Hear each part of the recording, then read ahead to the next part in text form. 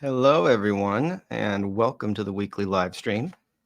We are doing it on a Sunday here at noon Pacific. I hope everybody is doing well. I was trying to prepare some things to review for today, and yesterday was a little premature because we just dropped officially some new features on the Cross Bible website that we're going to be going over today. And I was just thinking about some good ways to kind of bring people into this and demo the features, which I'm a little nervous. I have to say, I'm going to be clicking my mouse with my fingers crossed because some of this stuff is very experimental. It's all new. And you may, if you're if you're not in the Discord, I'm going to make sure to drop a link in the chat right now to the Discord.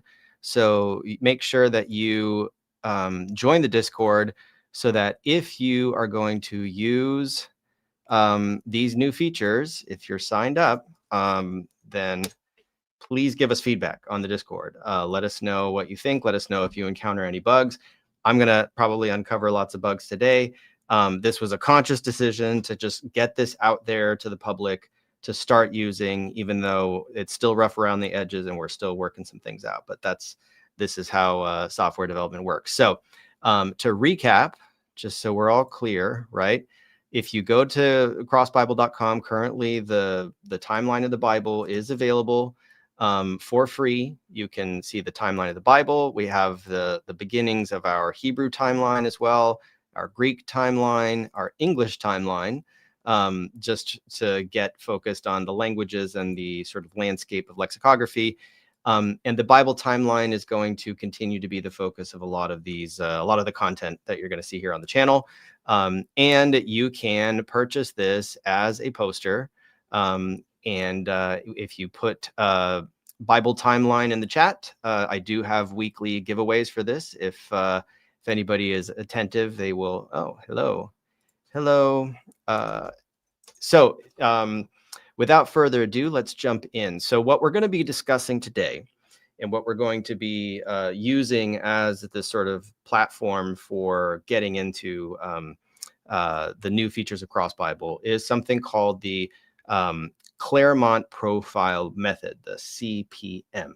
This is something that in the original Cross Bible prototype, I had a lot of my own notes in the previous database that I am now transferring over into the live Cross Bible database, so I can track my notes. So just so we're all aware, the laying the groundwork of something that I've been talking about a lot is that the traditional textual families that are color-coded here in the timeline are represented in red for the Byzantine manuscripts that constitute what is also known as the majority text, which fed into the Textus Receptus tradition, which then got overhauled in modern scholarship when the shift went in the direction of the critical text, which initially was all what you see here in blue because it was heavily based on Codex Sinaiticus, Codex Vaticanus, and the papyrus manuscripts that were discovered that corroborated Vaticanus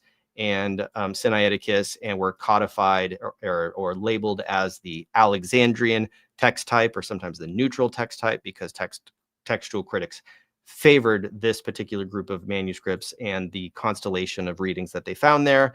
Whereas later text critical work has become more eclectic, borrowing from multiple sources, including the Byzantine text, to create a sort of collage of textual readings textual variants that modern Bible scholars believe is closer to what the original autograph would have been, or at least going back to the so-called Ausgangstext, to use a German term, which would have been wherever the tradition started, wherever the merger happened before these manuscripts developed their own sort of profile and got copied over and over again, where if any changes were made to the text, those changes were passed down to their descendants and then to their descendants, and it creates this kind of genealogy or taxonomy that we represent on the timeline of the Bible in Cross Bible. Now, there is a note here, and this is something that we went over last week, right? That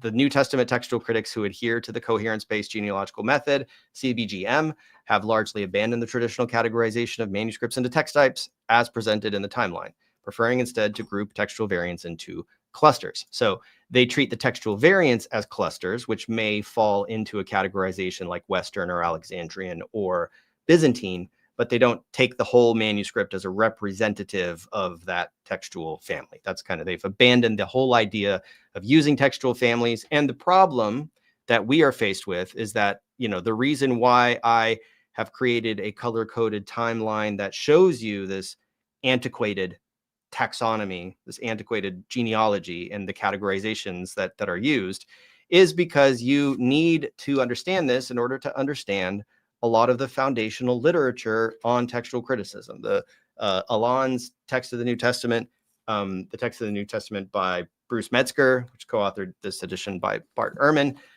you are not going to follow this very well, or at least it's going to be a little off-putting if you are a proponent of the coherence-based genealogical method at the expense of these traditional text types. So I am not in any way promoting the use of text types as a sort of definitive feature that we need to you know, I'm not opposed to the coherence-based genealogical method.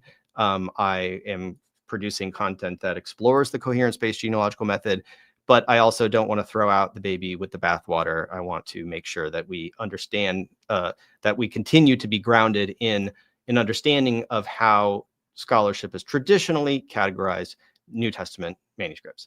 Good evening, everyone. So what we are going to start with is something called the Claremont profile method. And let me get out of the timeline and give you guys a general lay of the land here. And I'm getting better at making sure that everything is always on the screen. So we will get into this slideshow. So the Claremont profile method, what is it and how are we going to utilize it when we dig into Cross Bible?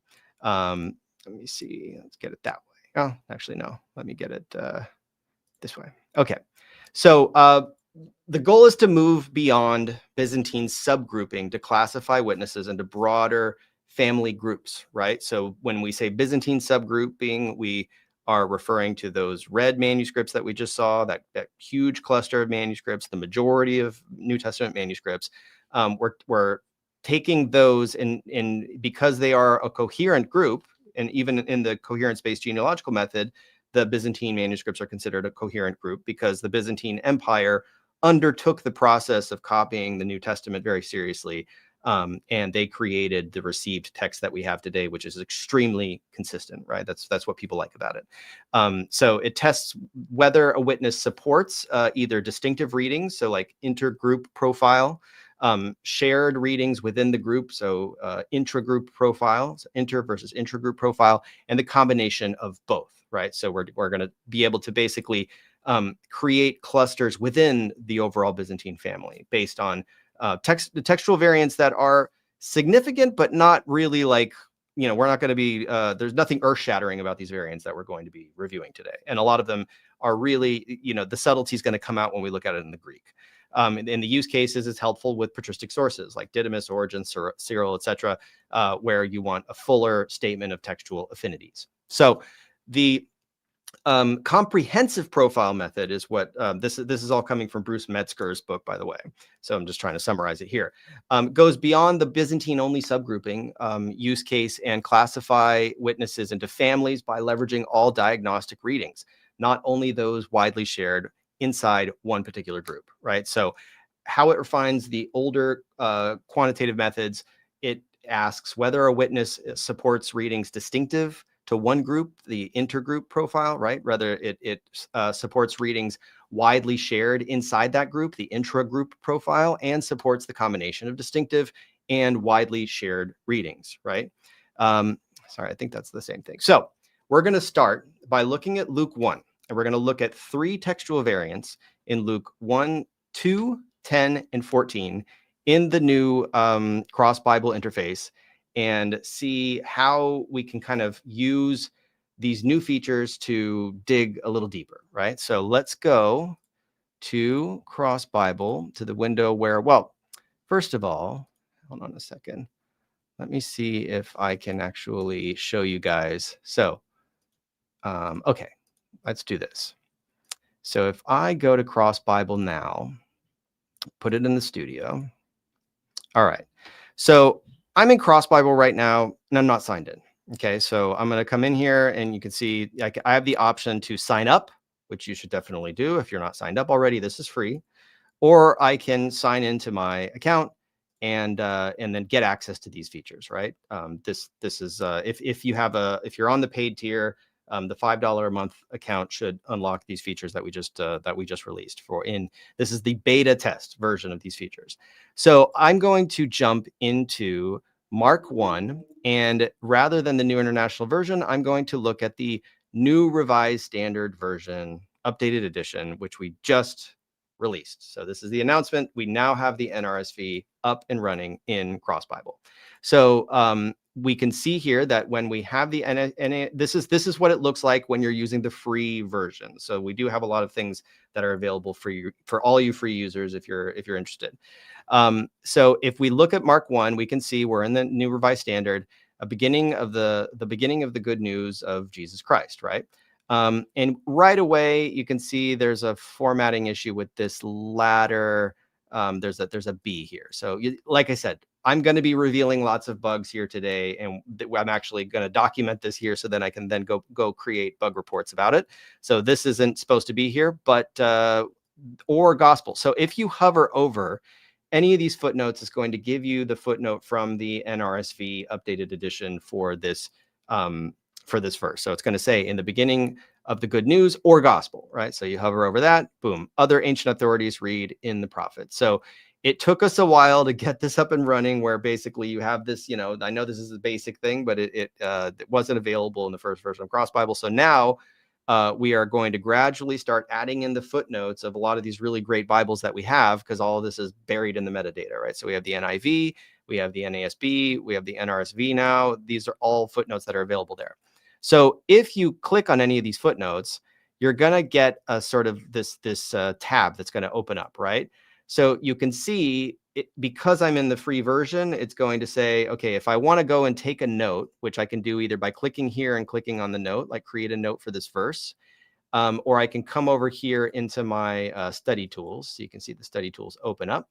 I don't have access to this right now. I'm not logged in, right? I'm not signed in. I'm not on a paid account. So to unlock the searchable notes, you have to subscribe, right? Same thing with bookmarks. So I can come in here. If I want to add a bookmark, I can't do it. I don't have the option. So this is the paywall, right? So if you just want to pull up a Bible and add another version next to it and read it, and you can still see these footnotes, right? Like, we're making a lot of stuff available to the free community, but for the insider Cross Bible subscriber community, we have a lot of cool things I'm going to be demoing. So for now, it's just a bit of a tease, right? You got the notes, you got the bookmarks, we got the highlighting feature that we're going to be going over, and we have the footnotes that are going to also be available in this little tab here, so you don't have to hover over everything. And the textual apparatus, which is the Society of Biblical Literature's textual apparatus that will tell you when the Greek New Testament has alternate readings or textual variants. So all of this stuff is what we're going to be going over today. So you guys are familiar with these new features, and we're going to be, testing it out to find things like this letter B here that we just need to sort of, clean up. So now that we have looked at what the free version is going to look like, let's take a look at what the new paid version looks like. So I'm going to come over here and I'm going to jump into Cross Bible. Boom. All right. So now here I am logged in to my account, and we're going to see in contrast what Mark 1 looks like in the New Revised Standard Version. So we're going to go to New Revised Standard Version. We're going to go to Mark 1, just like I like that anchor, Mark 1.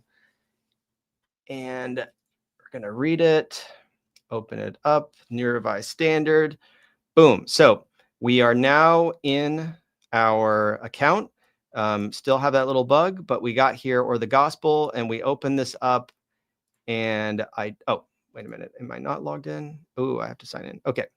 I'm going to sign in. Okay. Boom. Now I'm signed in. So now that I'm signed in, I see my note, right? I'm going to get in my note here. This is a note to help me explain the Bible. Please sign up, right? So this is my little my symbolic note. I have a bookmark. This was my last reading position bookmark. So this is going to tell me that my last reading position was Galatians 2:19 in the NASB. I can highlight now, so I can say, in the beginning, God created the heavens and the earth. Oh, this is we're back in Genesis. Hold on a second. Let me go back to when I logged in and jumping back to Genesis, but I'm going to go to Mark 1. Okay. So the beginning of the good news about Jesus Christ. So here we go, Son of God. So let me just experiment, right? So I'm going to highlight this. I'm going to put this in green, right? And then boom. So now I got the Son of God highlight here, and I can go in and check. And this is going to start listing all of the highlights that I make. So like, let's say, make his path. Let's see, prepare the way for the Lord, the voice of one calling in the wilderness. So like, let's go and highlight this and make this yellow. Boom, boom. All right. So I got two highlights here. Really, really nice. They sort of let that piece of text stand out. So the highlights are going to help be very helpful. And then we get the footnotes, right? So we have the NRSV footnotes. So not only are these footnotes going to stand out when they're embedded in the text, right? And actually, now that I think about it, hold on a second. Let me close this window. I'm not seeing. Oh, okay. All right. So I'm in the NIV. So these are the footnotes for. Let me open up. Okay. So I'm going to get the NIV next to the NRSV Updated Edition.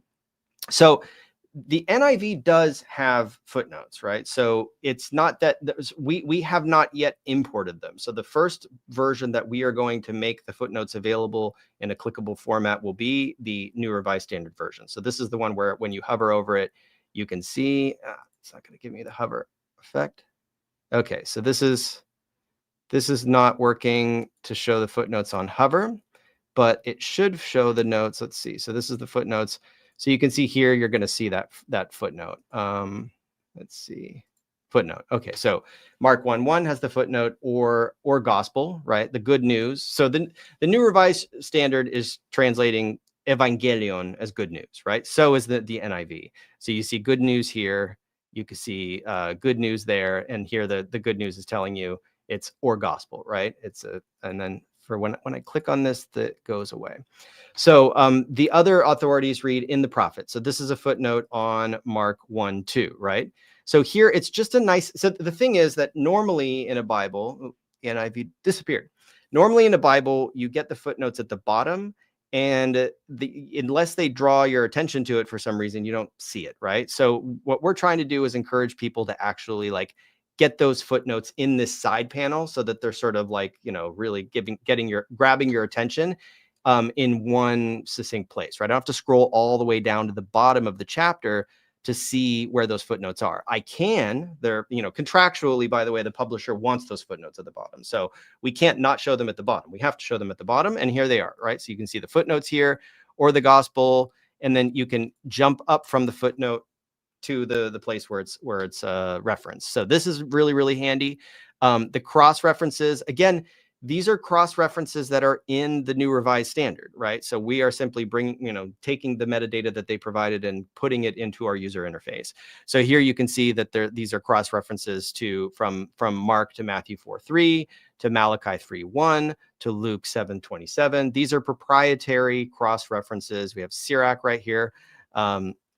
And then this is going to open up. Let's see. Eventually, these cross references are going to open up into a panel that will allow you to see exactly, like, hold the texts up side by side.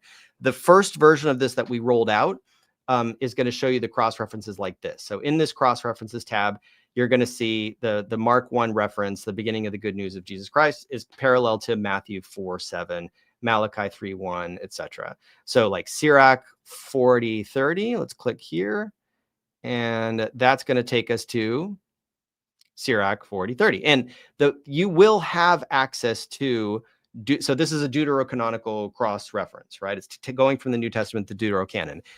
If you didn't have the Deuterocanon available, you wouldn't even be able to look this stuff up. So here you do get to like get a portal into Sirach, which is, you know, part of the Deuterocanon, and it's nested in the book menu between the New Testament and the Old Testament.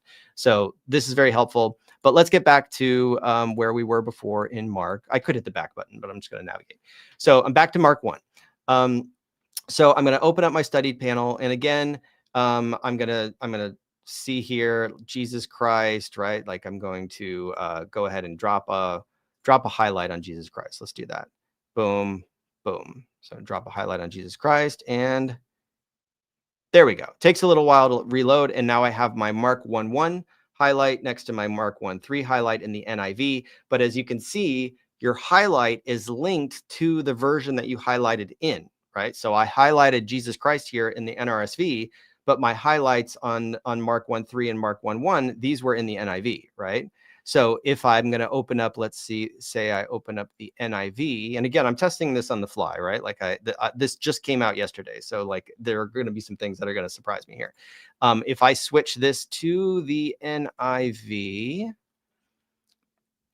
I have, hopefully, fingers crossed, there we go. So now I have my NIV highlights and my NRSV highlights that I just made. They are all in the side panel. I can retrieve them all from there, but you know, you're going to see the highlights that are associated with that particular version. So my bookmarks are going to be in there. My notes are going to be in there, and they're going to be all available in the panel, but they're going to be dropped in to whatever version I'm using. So if you have a favorite version, you can keep everything centralized in that favorite version. If you have a few favorite versions, you can highlight and take notes and drop, and you can basically customize your whole Bible experience around a side-by-side comparison of these Bibles that you want. Now, let's do something else. Moment of truth, fingers crossed. I'm going to flip between the horizontal view and the vertical view. And there we go. My highlights are still there, but I got them now side by side, right? I think they may have shifted, by the way, right? This may be a bug. And again, I'm here to discover these bugs live with you guys, right? I'm not hiding anything. I'm not embarrassed by it. It just sort of goes with the territory. You release a new version of the software. I was tempted to like make it a private release in a staging environment that I would share privately. I will probably do that at some point. So if you're on Patreon, and I'll make sure that everybody gets a link to the Patreon. So please support us on Patreon. Patreon is going to be where we release our exclusive content. And I'm probably going to have exclusive access to Patreon members to our new versions of Cross Bible as we roll out the features beyond this release, right? So when we fix things here, it's going to update the public site, but the private site is going to be available for exclusive for Patreon members and for people who are Cross Bible subscribers. So make sure you're on one or the other or both of those platforms if you want to support our mission. And the other way you can support us is just by using it, right? Like even if you sign up for free, it's still supporting us. And oh, by the way, make sure everybody do please subscribe. We are at 1,988 subscribers. So if you're watching this and you're not subscribed, this is where we're at right now. 1,988 subscribers. Would be really nice to round the corner on 2,000. Annie asks, do you think of including Ethiopian Bible version? Yes. The answer to, are you thinking of including fill in the blank Bible, is going to be yes, and basically everything. So let's see. If I click my note, fits it automatically, change the version as well. Oh, you mean like jump into the version where you took the note if you click it? No, I don't think that's currently available. It's going to require a bit more monkeying around. So like we got the NRSV. So I have my note here in the NRSV.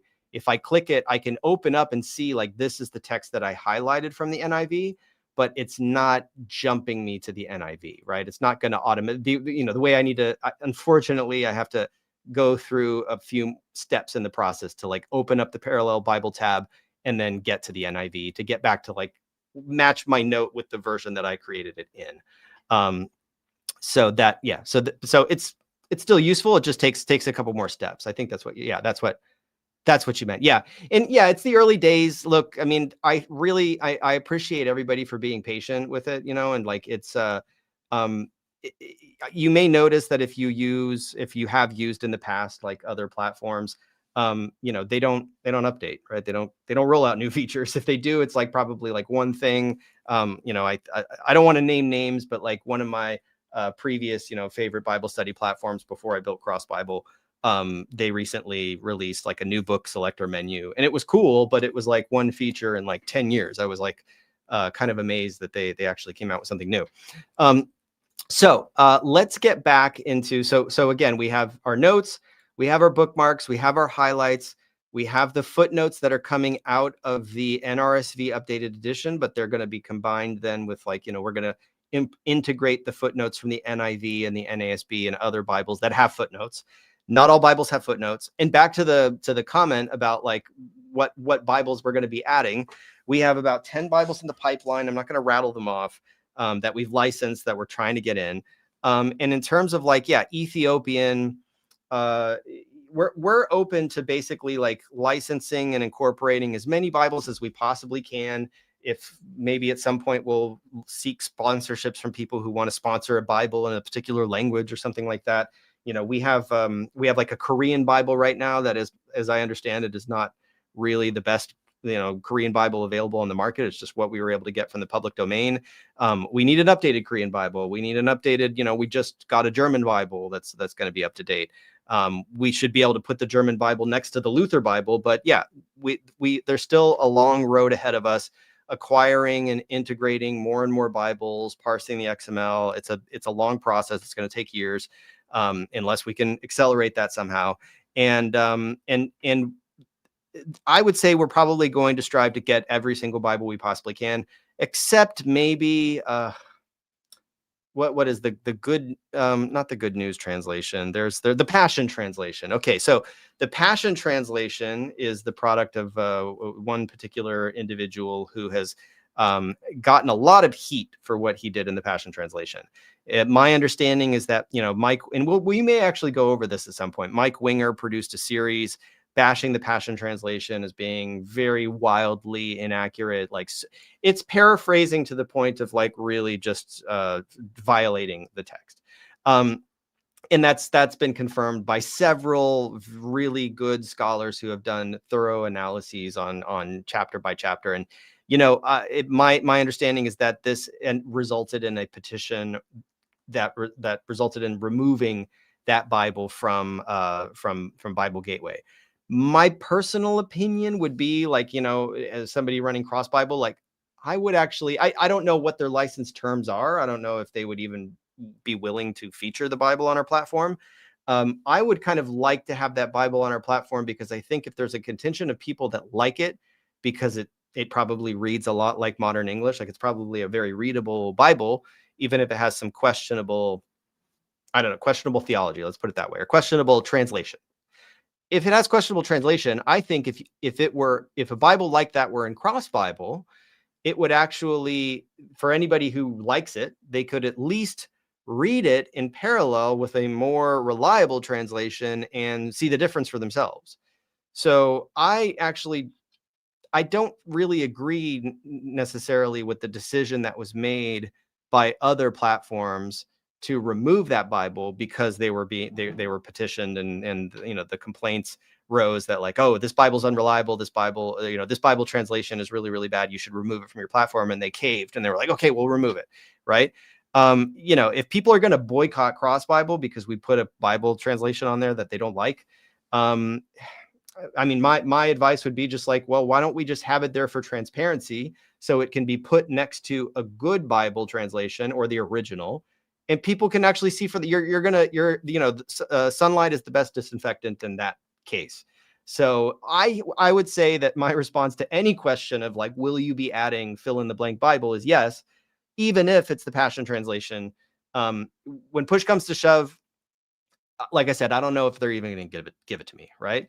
And even if they do, I don't know if it's a great, maybe like, I'll put it up there and then, there will be calls to like boycott Cross Bible unless we remove it. But again, my current stance on that is that you're really not servicing, you're not doing a service to the community, if you're not like letting people see exactly why that translation is wrong, right? If they've rendered a verse in a particular way that's like objectionable, you should be able to hold that verse in parallel with like the NASB and the NRSV and the NIV, and like have it measurable next to them, like either in the horizontal or the vertical. Like if you could put the Passion translation, if you could add it in right here, you would see exactly what's going wrong, right? You would see where it went off the rails because it wouldn't align with these translations. So that's my opinion on that. And in terms of the Ethiopian Bible, yes, we would add it. And if the Bible has an expanded canon, we would add that. Right now, we have the ESV Catholic edition and the NRSV Updated edition that contain the Deuterocanon. I'm going to work on getting Septuagint resources that also include the Deuterocanon. And we're just going to continue to expand the resources. So again, cross references. This is really a dream come true to me, just to have this. Now, if this isn't the final vision, right? The final vision is going to be a bit more comprehensive. And right now, these buttons are not jumping you anywhere. But eventually, what they're going to do is they're going to show you the cross-reference text in parallel with the text that you're anchored in, right? So if I'm reading Mark 1 and Mark 1 is referencing Malachi 3:1, what I don't want, and this is the irony, is that this is like against my whole philosophy. Like when you click on Malachi 3:1, it is removing you from the text of Mark 1 and dropping you into Malachi 3:1. This is the opposite of the intended result. This is not what I actually intend on featuring in Cross Bible. However, this was just the first thing that we were able to get going. So we get this up and running this way. This should be able, by the way, to take you from, so like if you go to the cross reference, this should be able to actually take you back to Mark 1:2, right? Now, if I use the back button, it would. So now I've gone back to Mark 1:2, but I'm in the version that I was in. So I'm still in the NRSV, right? So I lost that comparison. Now, if I hit the back button a couple of times, let's see if that's going to fix it.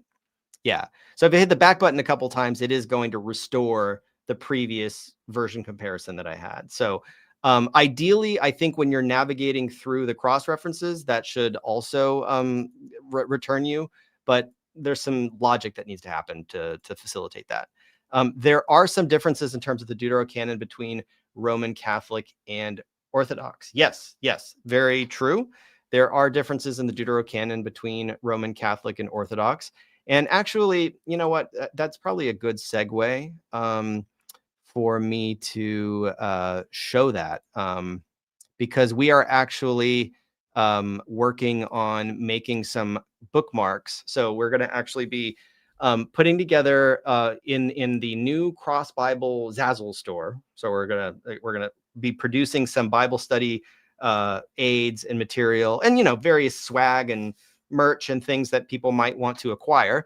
And so the vision for this, and this is sort of I'm showing you the groundwork, are bookmarks that will be the bookmarks that you will use as if you are bookmarks for your Protestant Bible and for your Greek Orthodox Bible and for your Roman Catholic Bible, right? The New Testament is going to have its own bookmark on like basically you're going to have the New Testament on one side of the bookmark, and when you flip it, it's going to be the Old Testament for whatever Bible version you acquire it for, right? So if you want the good old fashioned Protestant bookmark, you're going to have the New Testament on one side, which is going to have a grouping of like your Gospels, the epistles, the general epistles, right? The Apocalypse. And then you're going to see the traditional Protestant grouping: Pentateuch, historical books, wisdom, poetry, major prophets, minor prophets, 12, right? That's in your sort of restricted 66 books Protestant canon. For the Greek Orthodox, we're going to have a bookmark that's going to have the Greek Orthodox grouping, where you're going to have the Pentateuch's always the same, obviously, the Torah, and then you're going to have your historical books, which are going to include with little asterisks, right? Because the purpose of the bookmark is to give you that index, right? So you know the book order, right? So after 1st and 2nd Samuel and 1st and 2nd Kings, which are 1 kingdoms through 4 kingdoms in the Septuagint naming convention, right? 1 to 2 Chronicles is 1 to 2 Paralipomenon. And then first Esdras, right? Second Esdras, Tobit, Judith, right? And Deuterocanon. So you're basically expanding the books that are categorized as historical. And then we have the wisdom books, right? So you're going to get Psalms plus Psalm 151 that's in the Greek Orthodox canon, the prayer of Manasseh, or odes. You're going to get Wisdom of Solomon, Ecclesiasticus or Sirach, and then the 12 prophets in the order that the 12 prophets are typically listed in Orthodox Bibles. And I should also point out that, like, you know, I have right here a Russian Orthodox Bible. It's in Russian, right? The book order here is not the same as the Greek Orthodox. Like the Orthodox are not all on the same page in terms of how they arrange their books in their Bibles. So that complicates things.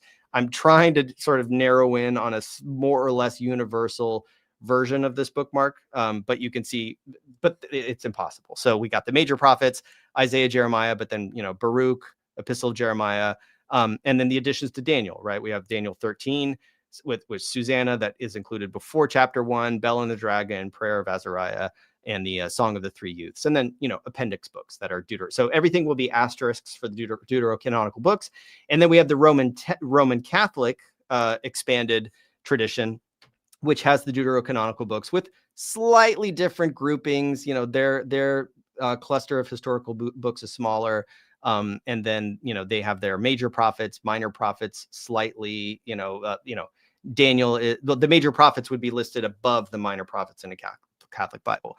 Really complicated stuff, by the way, that we're just trying to simplify in the form of bookmarks. So it's oversimplification, obviously. There isn't one governing, Greek. There isn't one governing Eastern Orthodox canon that we could potentially nail down in a bookmark, but we're doing our best. But that's the goal there. And also, the English Bible Apocrypha differs from the Roman Catholic Deuterocanon. Yeah, more reflexive of the Russian. Oh, yeah, Russian Orthodox. Yeah, in order to make that bookmark, I really had to like scrutinize like the ordering between the Russian Orthodox Bible and some of my Greek Orthodox Bibles, and it's all fun. It's all great stuff. So going back to Cross Bible. Okay, so let's jump in to, without further ado, because I've been segued for a while. Let's go to Luke 1:2. Let's look at Luke 1:2. And this is going to be the start. I kind of lost track already about like the Claremont what is it? The Claremont profile method, the CPM. But the CPM has over 100, I think it's like 110 verses in the Gospels. Mostly the Gospel of Luke is what they've sort of narrowed in on as like the prototypical gospel. So basically, the idea is that when you go into the Gospel of Luke, you're able to hone in on textual variants that you find. Let's make Luke 1:2 our primary verse. So we're going to be able to find textual variants here and create a constellation of these variants in order to take Byzantine manuscripts and bring them into a sort of subgroup. Jesus Tales asks, why is the 6th book of the Septuagint not named Jesus? Good question. It would be Joshua, and Joshua is a separate variant of the name Jesus. But in the Greek, it is Isus, right? So your question pertains to why we don't render that in English as Isus, and it's because in English we consider them different names, but in Greek it is the same name. It's Isus. Yeah, the LXX and Deuterocanon pose challenges. Big challenges, yeah. The bookmarks are an attempt to sort of oversimplify that, just so that you can, lodge it in your Bible and have that sort of anchor to help navigate. Again, this was just something because it's difficult. I have all these different Bibles that have different canons, and so for me it was hard to navigate. And I've never found like one particular bookmark that one particular tool that helped me do that. So that's what we're trying to work on where it's going to be designed. That was just the spreadsheet. We're designing these that they're going to look good, and they're going to just fit nicely in your Bible, hopefully. So for instance, the Greek and Hebrew, Esther, which are commonly treated as additions, but this isn't entirely satisfactory. exactly. Esther has so many bits and pieces spread all over. Yeah. So let's get to this. So what we're looking at here, and let's take the so we're going to anchor ourselves in Luke in verse 2. And let's see. Let's open up our study tool. So we don't have any note here. We don't have any bookmark. We don't have a highlight. And we have a footnote here. Let's see. We don't have a footnote. So the footnote, let's see. Okay. So these are cross references. Oh, by the way, the footnotes are going to be lowercase letters that are superscript, right? The blue lowercase. So when you see the letter A here, this is going to be a footnote. And when I'm clicking on it, it's going away. But this is Luke 1:3. So you can see Luke 1:3 is or for a long time. Now, hold on a second. Again, I'm discovering things on the fly here. So if I hover over this, let me see what happens when I get rid of Beza. So if I only have the New Revised Standard Version up, okay. So when I first started the demo, when I hovered over a bookmark, when I hovered over a footnote, it would tell me, oh, okay, here. So the hover effect works when I load the Bible fresh, but it wasn't working before. So here I can see lowercase superscript letter, boom, I get my footnote, right? Uppercase superscript letter, boom, I get my my cross references, right? This is handy. This is nice.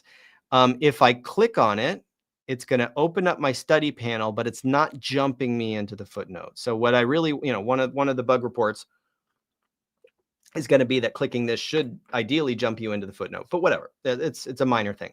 So now we have for a long time. So here we have the footnote. So, but okay. So we're still getting the hover effect, but we also have it over here. So so everything from the start or for a long time, right? Now we don't have any reference to say what that's from, right? Like so the NRSV, if we want to see what the underlying Greek is, we have to open up a second Bible. The layout is a little cluttered right now, right? Like it's going to be hard to sort of have multiple Bibles. We want to make sure that if we have 2 and especially 3 or 4 Bibles, they should be in the horizontal view so that we're not crowding our layout too much when we open up our Bible study panel. So the default view is the parallel in the vertical parallel. So Luke, let's see, Luke 1:2. So Luke 1:2 in the New Revised Standard says, just as they were handed on to us by those who from the beginning were eyewitnesses and servants of the word, right? And here we lost the okay, so here we have for a long time. Sorry, okay. I too decided as one having a grasp, this is Luke's prologue, having a grasp of everything from the start, to write a well-ordered account from you, most excellent Theophilus. So here we see the footnote. We have multiple versions. We see the hover of the footnote, and we see the footnote over here. So now everything's working. I'll have to go back through this and figure out, like retrace my steps to figure out why it wasn't popping up before.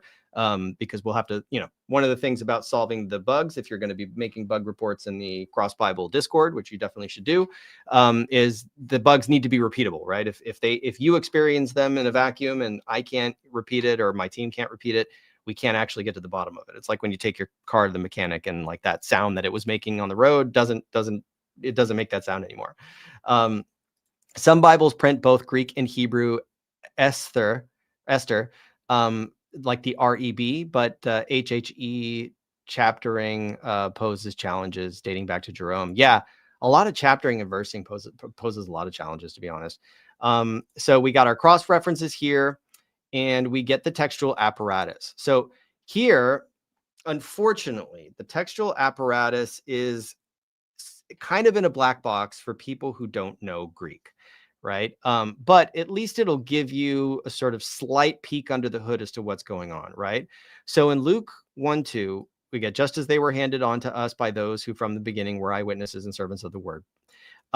We have kathos paredos animin, y aparchis aftopte, eyewitnesses, ke iperete, Yenomini to logu, right? Who were the servants. And this is kind of a critical distinction, right? So what Luke is saying is, just as it was handed on to us, Luke collectively with other people, by those who were from the beginning eyewitnesses and servants of the word, is yenomini to logu, who became, right, who became servants of the word, right? Yenomini is there. And did they become both eyewitnesses and services and servants, or did they just become servants and they were already eyewitnesses? It's a little, the Greek here is pretty tricky. What we don't have here is we don't have any mention in the SBL textual apparatus of any textual variants.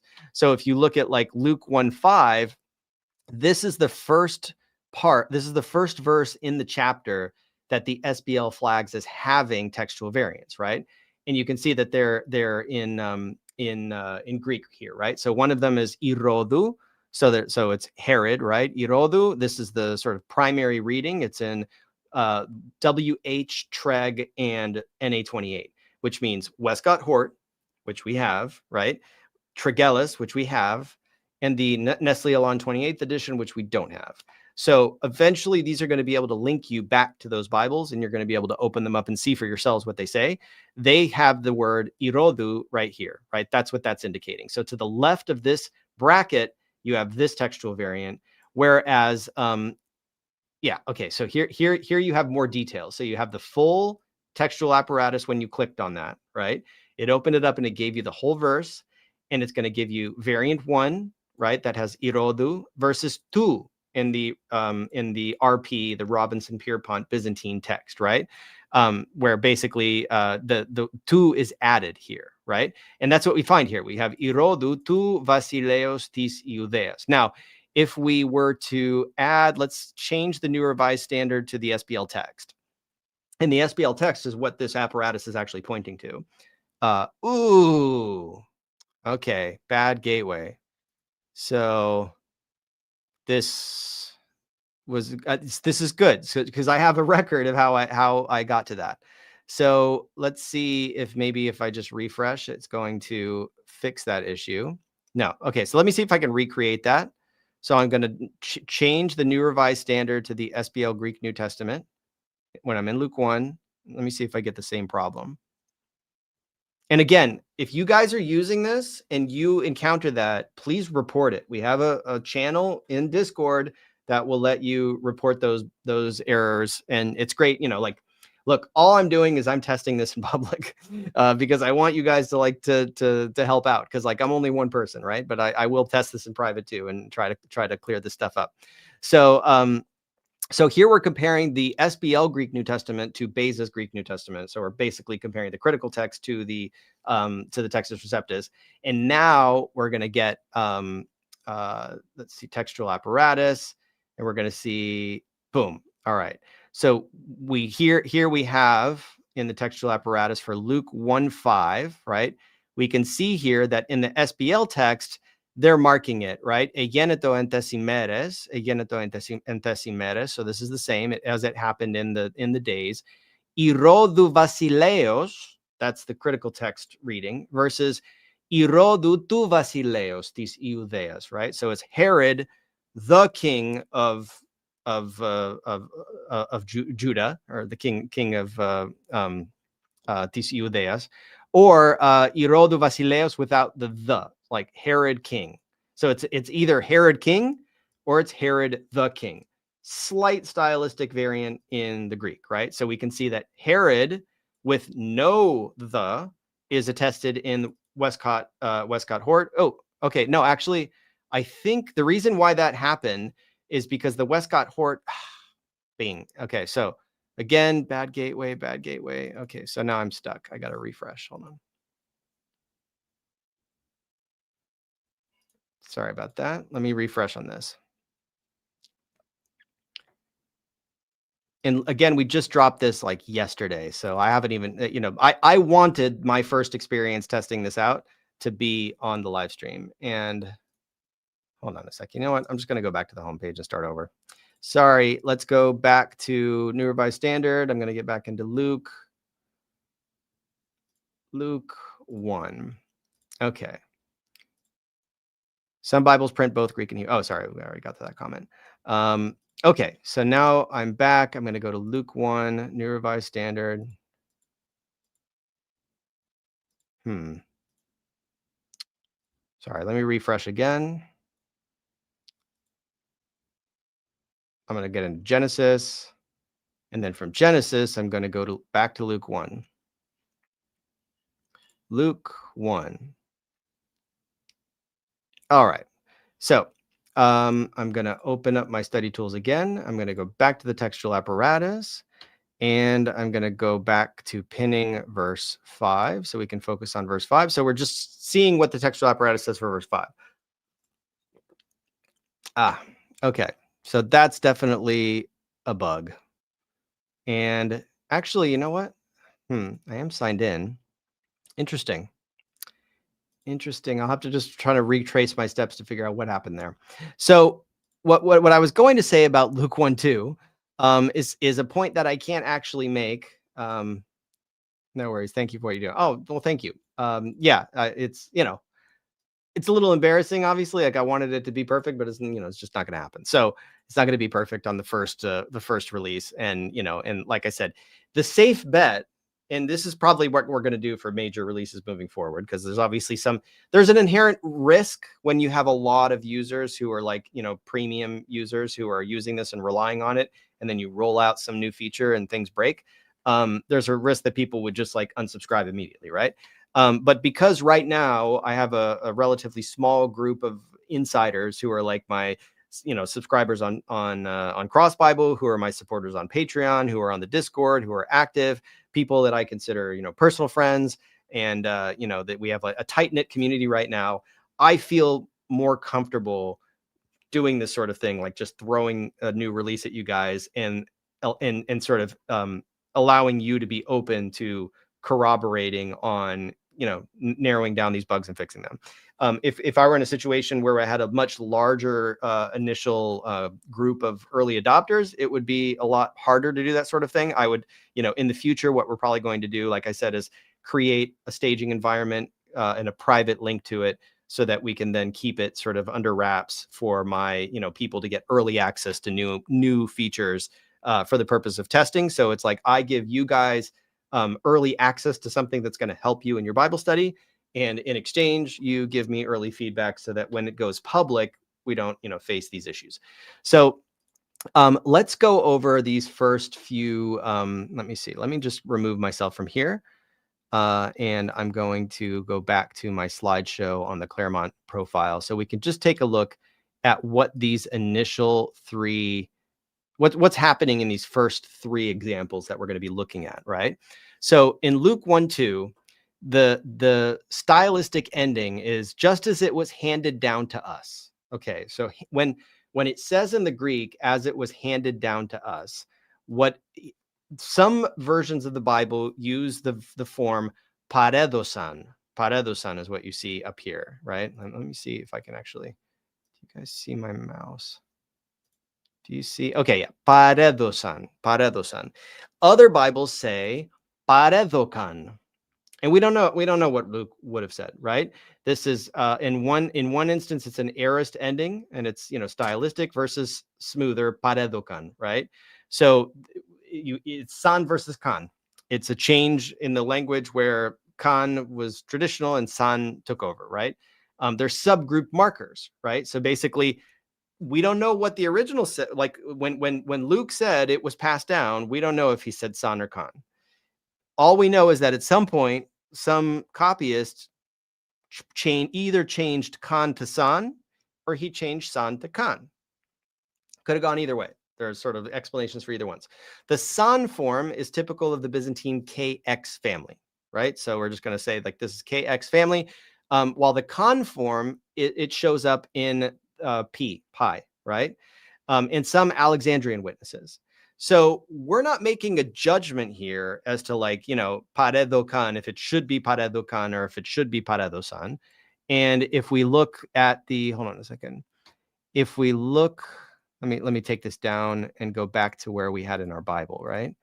Now that I've restored the session. So I'm going to flip this and open it up. All right. So now we're going back to, okay, we have the new revised standard. We're comparing the new revised standard to, I'm going to flip it, to the Textus Receptus. And here we have kathos paradosan, right? And let's bring in the SBL on top of this. And again, the SBL apparatus isn't even flagging this textual variant, right? So this is not considered a textual variant. This does not keep any scholars up at night as to like, oh, did Luke say son or con? Like what? Like, you know, it means the same thing. The meaning doesn't change as a result of this variant. It's just a question of, are we adhering to classical Greek style, or are we adhering to later Hellenistic style, right? Like it's really just a stylistic change. And you know, Luke tends to stylize things on the sort of more formal register in classical Greek, but not it's not a definitive. You know, we can't necessarily say that, okay, if something is more is fancier, then it's more likely to be original to Luke. That may be a good way to break it down simplistically in certain instances, but not always. So I'm stuck now. Let me see. I'm stuck in the pivot. So let me try to not. Okay. Oh, okay. Now it's loaded. So I have. Oh, you know what? It was stuck. At the risk of getting stuck again, I'm going to try again to switch. So I'm going to switch the NIV to the SBL, because what I'm trying to do is hold the SBL, the critical text, next to the to the Textus Receptus here. So here we have kathos paradosan and kathos paradosan. So the critical text is aligned. The SBL Greek New Testament here is aligned with Beza, right? They're not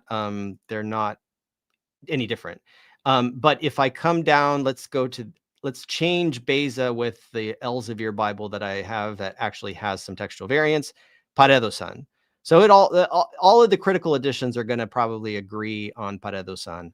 Let me do one more. So we have Beza. Let's see what Stephanus had, just out of curiosity. I could stack these, but it's just going to make it load more slowly. So I'm just doing two at a time.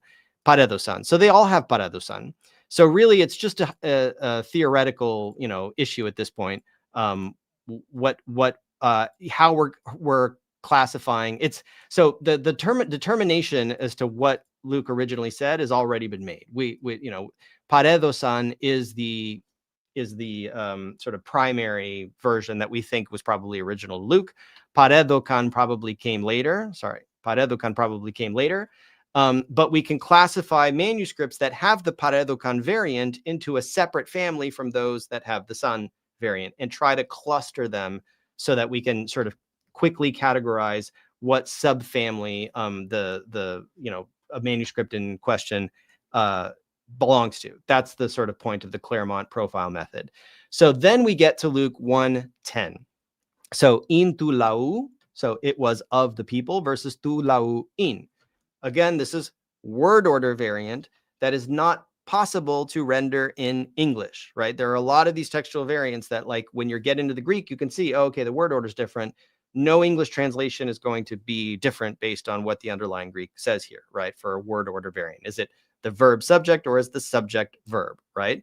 So word order patterns help group the Byzantine subgroups. So again, we're either in KX or we're in family 1739 for the Byzantine grouping.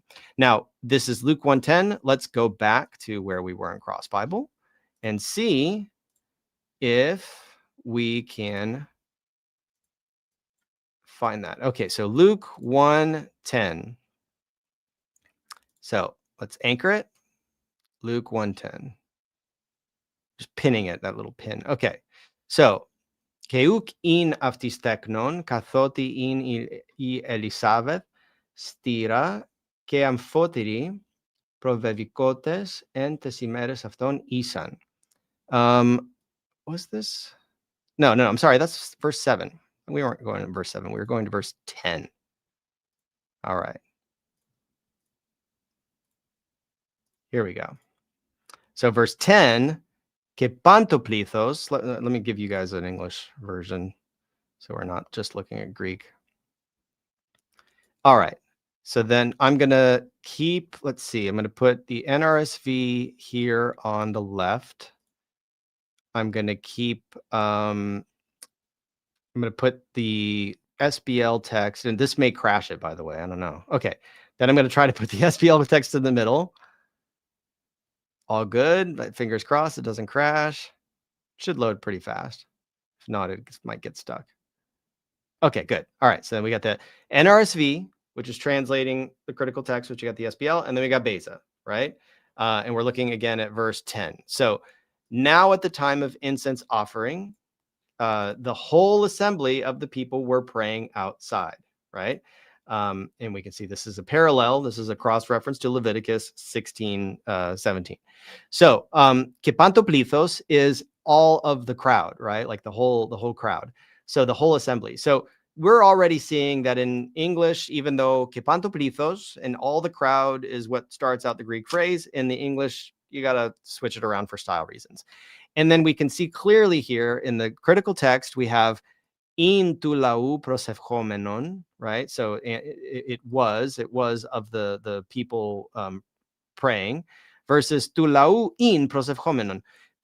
Doesn't make any difference for the English translation. Exo ti ora tu thimiamatos.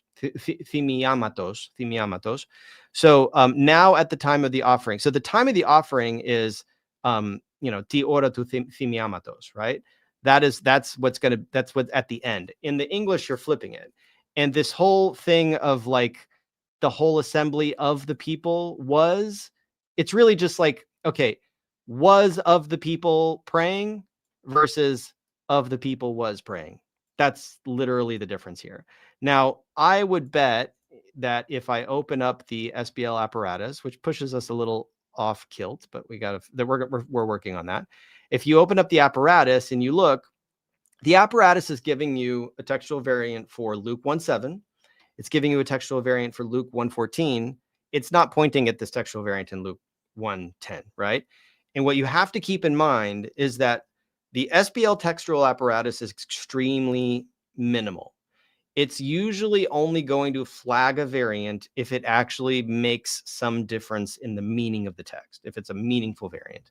So like in Luke, let's say, so this determining what the word order is helpful for this Claremont profile method, because again, all we want to do is in this method, rather than collate the entire New Testament from top to bottom, verse by verse, and then categorize, basically what you want is a representative sample of like 100 verses that fit into these predetermined groupings, and then review those to see where they're different, and then you can sort of determine very, very quickly based on when you discover. Oh, sorry. I always do that. Let me go back to my sharing. All right. There, I've added stage. Okay, so just so you know what you're looking at. So what I showed you was that I'm anchored on Luke 1:10, right? Luke 1:10 has a textual variant here where in the English it says, now at the time of the incense offering, the whole assembly of the people was praying outside, right? And then in the Greek, you can see it's either kepantoplithos in tu lau prosephomenon, or kepantoplithos tu lau in prosephomenon, exo ti ora tu thimiamatos. So again, you can't translate this difference, right? The difference between the critical text and the Textus Receptus here. One of them has in over here, and the other one has in over here. Meaningless distinction. However, it's good for the Claremont profile method to determine that, okay, whatever textual variant we find here in the critical text, this corresponds with this cluster of Byzantine manuscripts over here. That textual variant is also in some Byzantine manuscripts, right? And it's officially, let's see where, if we get back to my note, where's my note on that? Did I lose it? Yeah, so the in pattern is going to determine if it's in family KX or family 1739. So the SBL apparatus does not consider this textual variant to be that like worthy of inclusion, right? The ones that they're going to determine are worthy of inclusion are the ones that actually have some kind of effect on the translation, right? Because this doesn't affect the translation, because an English translator is not going to flip these words. Like it's always going to be the whole assembly of the people, was praying, right? You're never going to get a translation that says that, the whole assembly was of the people praying, right? It just like, even though that is what the critical text says, it's nonsensical to like try to render that in English. So the SBL is not concerned with a textual variant like that. The NASB, like I'm sorry, the Nestle Aland 28, the NA 28, that critical edition of the Bible also may not flag it. Where you're going to see it, I'm sorry, the UBS 5. So the UBS 5 is a text critical edition that's for translators, and I would test this theory, but I'm not going to waste your time. If you look in the UBS 5, you would want to check, does the UBS 5 flag this relatively meaningless textual variation in Luke 1:10? If it doesn't, does the NA28 flag it? And that's really the test, is that the NA28 is going to be more comprehensive in its textual apparatus. We don't have the textual apparatus of the NA28 yet, right? We're working on it. So right now, what you're getting is just, the SBL version that's just going to flag the major variants, where you can come in again. 110, it just doesn't rise to the level of a significant textual variant. But in some of these, you're going to be able to click on it and see, oh, okay, Luke 1:14. This gives you a little bit more detail. If you're learning Greek, this is great. Again, a lot of these features were born out of my own struggles as I was beginning to learn Greek, trying to make sense of all this stuff, make sense of the textual apparatus. Because you're just starting to learn the language. You want to read the Bible in the original, and then you discover, oh, there are multiple originals. What do I do, right? So here you have the full phrase as rendered in the SBL Greek New Testament for Luke 1:14. You have the what the apparatus actually says, and then you can see that the preferred reading for Westcott Hort, Tregelles, Nestle Aland 20th edition has Yenesi, right? The variant 1, Robinson Pierpont majority text reads Yenisi. Right. And again, these are stylistic variants. It's like it will be born versus, it will be born with different spelling. This breakdown where it says the preferred reading is this, and then there's a variant, and then it's numbering the variants. We've broken this out in plain English for people. Obviously, the translating the Greek is going to be the next step to make it more accessible. So that basically, even if you don't know Greek, you are going to have access to the same tool set that the scholars have, which is a textual apparatus. Right now, if you don't know Greek, it's still a little perplexing, but we're getting there. We're democratizing the scholarship by giving you a breakdown of every single textual apparatus entry that tells you what's what. And we are integrating Thayer's lexicon, right? So Thayer's lexicon here, you can see K, and you get the entry for Thayer's lexicon. It's a little crowded. I know it's like a big one because this is the word and it has a lot of uses. You can see imi here. You can see the glosses, hara, joy, gladness, right? C2. So far, this is working, right? I'm really, really happy with this. This looks great. Okay. Sometimes these glosses are hard to parse out of the entry, but this is going to give you every single word in the text and the lexicon. Now, what you don't have yet is you do not. So we have the textual apparatus tab that right now has, okay, I triggered the error. Triggered the 404 error. So right now, let me get rid of this. The textual apparatus tab has the lexicon embedded within it. So you can only translate the individual words of a verse if you're looking at the apparatus. That is a design flaw that we're working out. So you may notice when you're using this that ideally you would want the you want every word to have a definition, right? You want to be able to pull in that side panel your lexicon so you can define every single word. But in the current implementation, that we did not succeed in getting that rolled out. Instead, the definitions are sort of subsets of the textual apparatus. That was a small mistake that we are fixing. Ali asks, would it be possible to have a colored flag in your window, identifying the translation that corresponds to the color you gave for its text type family? Yeah, I mean, the thing is that especially with the critical text, I mean, the critical text is not always going to be, got a bad gateway. the critical text is not going to be, it's eclectic, right? So the SBL text, technically, if you go back to our timeline of the Bible, and I can show what we're looking at, right? When we compare the critical text to the Textus Receptus, like we've been doing, right? This is what we've been comparing. We've been comparing this, what is it? We got the 17th century, right? So we got 17th century, well, late 16th, early 17th century, Beza's Greek New Testament in the Textus Receptus tradition, right? We have this Bible, we have Elsevier too, and we have Stephanus too. We have all three of these. We have all three of these Bibles that are in the Textus Receptus tradition. We're comparing that to this Bible right here, the SBL Greek New Testament. The SBL Greek New Testament is just a simplified version of this same Greek text that we find in the UBS 5 and the NA 28, right? The critical text.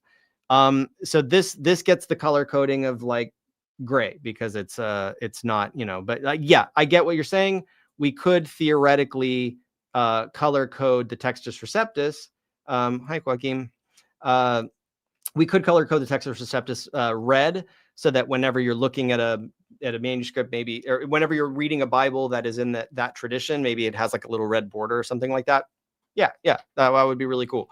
It just, little things like that require some prioritization in terms of, whether or not it's worth investing the time in, whether or not it really brings value to a lot of users, and whether or not we really want our readers to be fixated on the text type of what they're reading, or I mean, effectively, whenever you're reading a printed Bible, you're probably in one of two traditions, right? You're either in that Byzantine tradition, which includes the Textus Receptus, right? You're either in the old-fashioned received text tradition, or you're in the new, the critical text, right?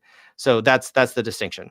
So let's look again at, okay, so we were looking at Luke. So we looked at Luke 1:2. We looked at Luke 1:10. Now we have Luke 1:14. So let's bring the slideshow back up. And I'm sorry, I've crashed Cross Bible a few times on the stream, but that's good. It's good. It's actually good to crash Cross Bible. We want to crash Cross Bible because we want to fix the issue so that it doesn't crash in the future. So in Luke 14, we have the prepositions epi versus en, right? This is a swap of more or less synonymous prepositions, right? One of them is in, and one of them is on, right, or above. So the prepositional variants often distinguish Byzantine subgroups. So the classification epi may align with Byzantine, mainstream Byzantine. In other words, like most Byzantine manuscripts are going to have the epi variant, where en appears in some independent Byzantine witnesses and non-Byzantine clusters, right? So let's take a look at what that looks like.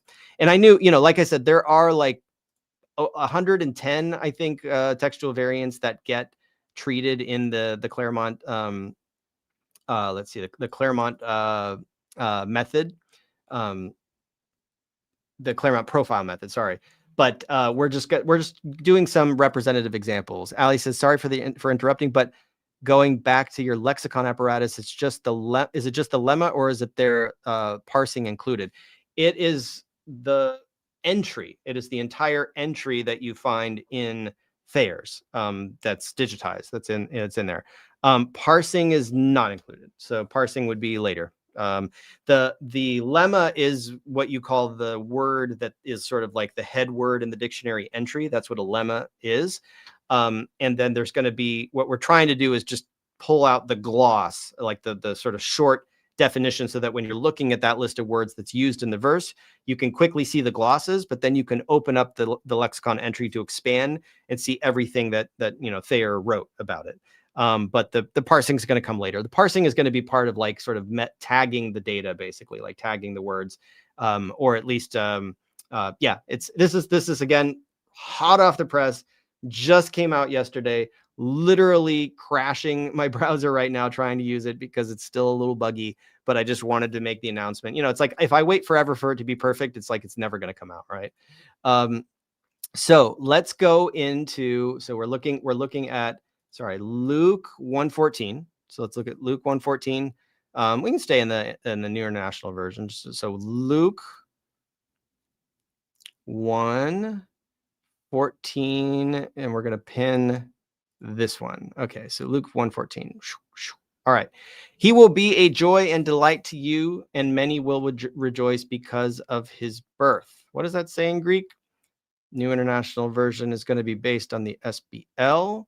So when we open it up, it's defaulting to Beza, which is cute. So we could see, let's keep Beza up, actually. Let's keep Beza up. We got a nice little like green border here, which is a new addition. Okay, so this is Nestle Alan's 1904. Oh, yeah, Nestle's 1904. I forgot I had that. So here, let's see if we can find the difference. So he will be a joy and delight to you. Que estejarasi, que angeliasis, right? So que agaliasis, sorry, agaliasis. So this is the same in both texts, right? Que poli epi, here's the epi ti genisi, aftu harisonde.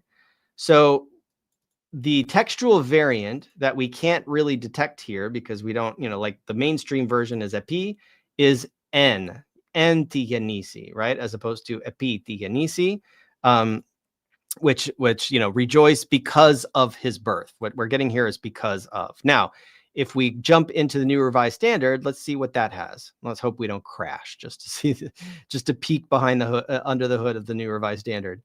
And my prediction is that because on versus in, and with the translation of because of, this is probably not showing up in the SBL apparatus, but you can see will rejoice at his birth is the New Revised Standard Version. Now, we have a capital N here for a footnote that's not appearing on hover, right? So that's, again, it's a bug. So we got the, let's see what. All right, so here's verse 14. So if we look at the textual apparatus, we can see that 1:14. Okay, so we do have a textual apparatus entry for this one. And the layout's really cluttered right now because I'm in this like vertical parallel view. Again, you're going to want to hit the button to switch. So this is going to take that horizontal parallel and flip it. Vertical parallel and flip it horizontal. So now we see our verses horizontally, and it's not as distracting, right? So we got the NIV on top of the NRSV, on top of the NTG 1904, the Nestle early critical text, right? And we can see that we have many will rejoice because of your birth, NIV, versus many will rejoice at his birth. Sorry, because of his birth, at his birth, right? And then here we have epi ti genesi in the critical text. And we're getting these two variants, right? We have Yenesi, which is a spelling variant that we find in Westcott, Hort, Tregelles, and Nestle Aland 28, right? Yenesi. And that's what we find here in Nestle's early edition in 1904, versus Yenisi, which we get in Robinson Pierpont, right? And we can see that if we actually open up Robinson Pierpont, because we have that. We get the, let's see, majority text. I'm going to find it real quick. It's always hard for me to spot Robinson Pierpont statistical restoration, SBL. Where is it? Byzantine text form. Oh yeah, Byzantine text form. Okay, so if we look at Byzantine text form, we're going to see this. So basically, we're able with Cross Bible to kind of see with our own eyes like what is being indicated by this textual apparatus. That basically, if we expand this enough, we can see Yenisi is right here, because you can see it's RP, right? RP. So here we have the actual illustration, epiti Yenisi, or Yenesi, right? Versus epiti Yenesi, right? So it's just the difference between the epsilon versus the eta, right? Which I say eta, but the Yenisi versus Yenesi, or Yenesi versus Yenesi, they're very, very similar. This is a simple like spelling error, right? Like that in the Byzantine, in the reconstructed Robinson Pierpont Byzantine text, variant 1 reads Yenisi versus the critical text Yenesi, right? A meaningless variant, but the variant helps us cluster the readings when we're categorizing, right? And then let's go to the next slide and take a look at some of these other variants. And again, we're just using the Claremont profile to kind of like guide us through cross Bible navigating, right? So here are the next set of variants, right?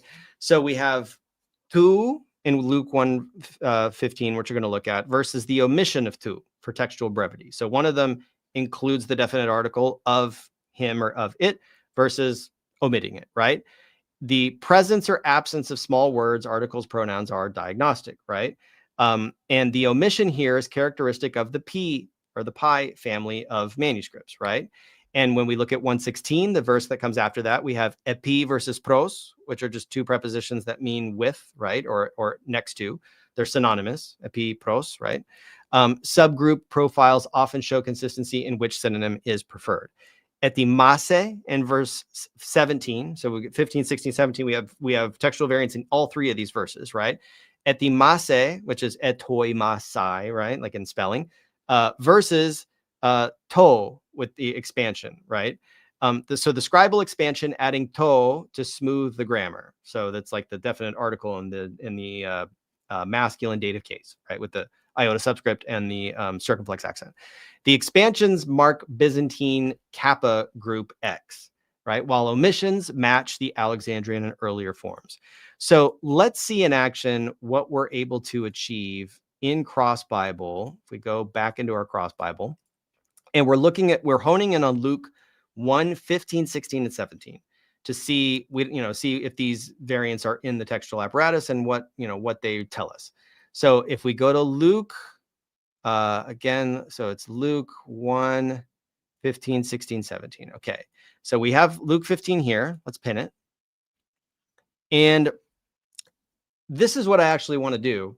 I want to create a bookmark. So I'm going to come over here into my settings in the top right. And I already have some settings, like I bookmark some verses that are labeled theological, textual variants, word studies, versification. This is all customizable, right?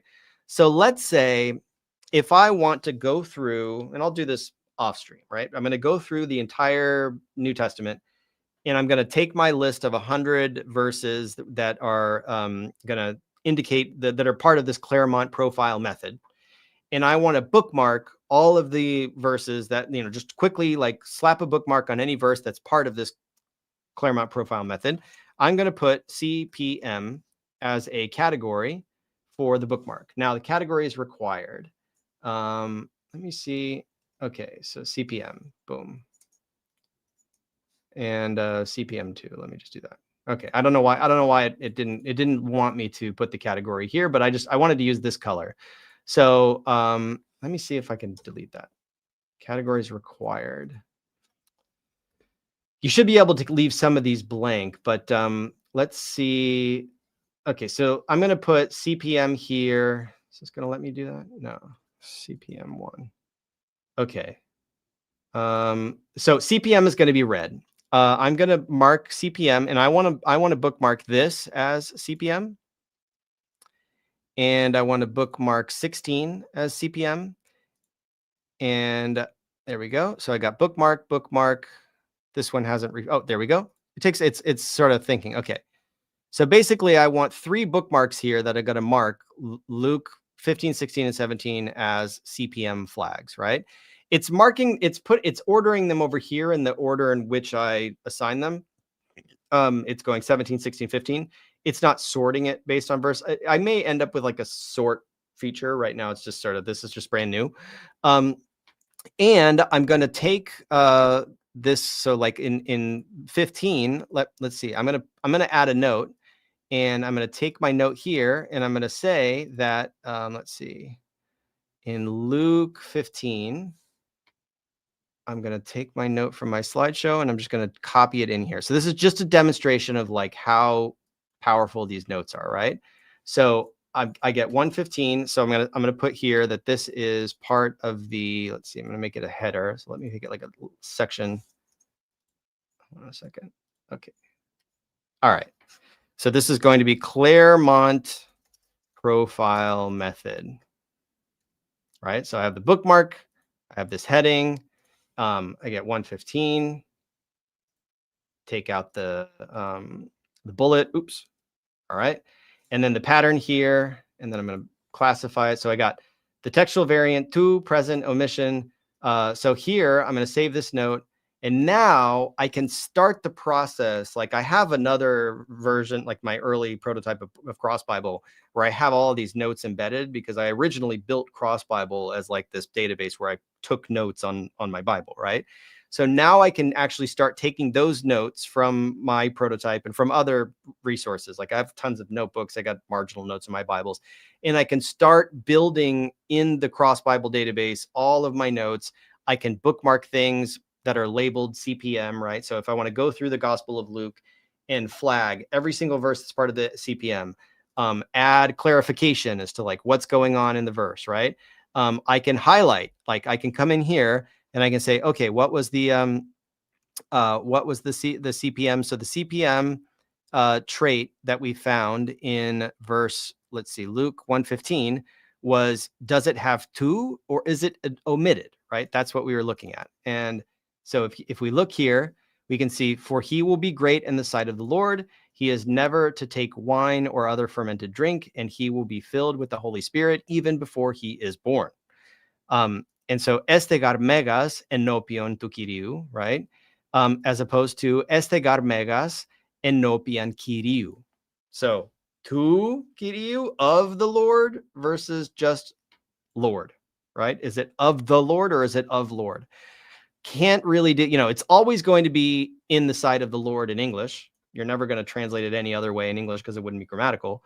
But what we can do is we can put here in the highlight, we can say of the sight of the Lord, right? And then that's going to hopefully, boom, it's working under the hood, right? So there was a little delay. So we got in the sight of the Lord, and then boom, we got the bookmark here. And then let me see if we can edit the highlight.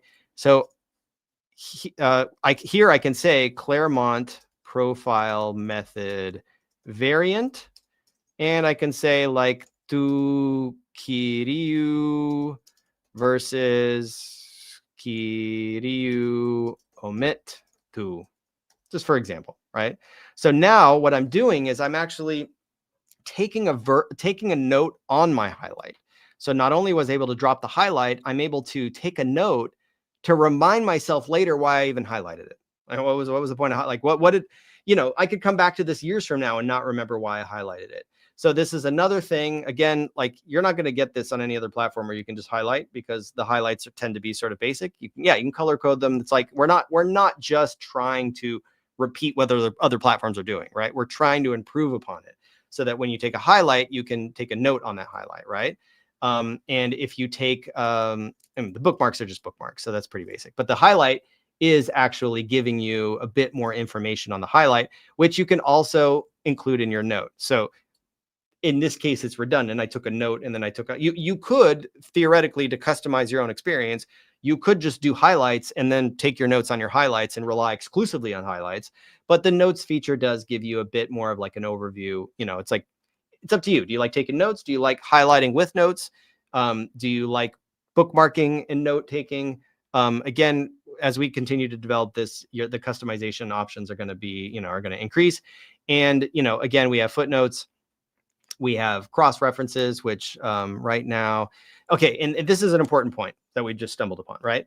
Right now, I'm looking at the NIV, and I'm comparing the NIV to the Byzantine text, and I'm comparing the Byzantine text to to Nestle's 1904 early critical text, and I don't see any cross references, right?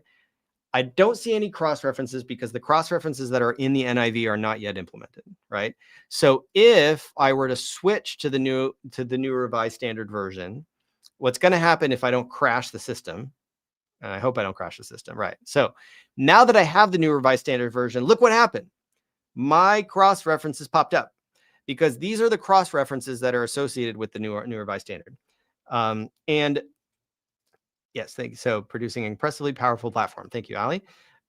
So basically, what we're limited to right now, and we are eventually going to break through this limitation, is if you want to see cross references, if the Bibles that you are favoring don't include the cross references intrinsically, like if you're reading the King James Bible and there are no cross references, you're not going to see them. That tends to be the case in just about all the Bible study platforms. It's one of the problems that we are trying to solve. So we built a platform with the vision to have a universal, globally available cross-referencing system so that your cross-references are going to be available no matter what Bible you're reading. Now, that's going to be in the next phase of cross Bible. So for now, all we're trying to do is get the footnotes and the cross references that are in these individual Bibles that we're licensing, like these modern editions, the NIV, the KJV, I'm sorry, the NIV, the NRSV, the ESV Catholic edition. Soon we're going to get the NLT very soon. We're working on that one. When those Bibles have footnotes and cross references, you should be able to see, just sort of to complete your Bible study experience. You should be able to see those cross references and footnotes that are associated with that Bible, right? Just like you would have in the printed version.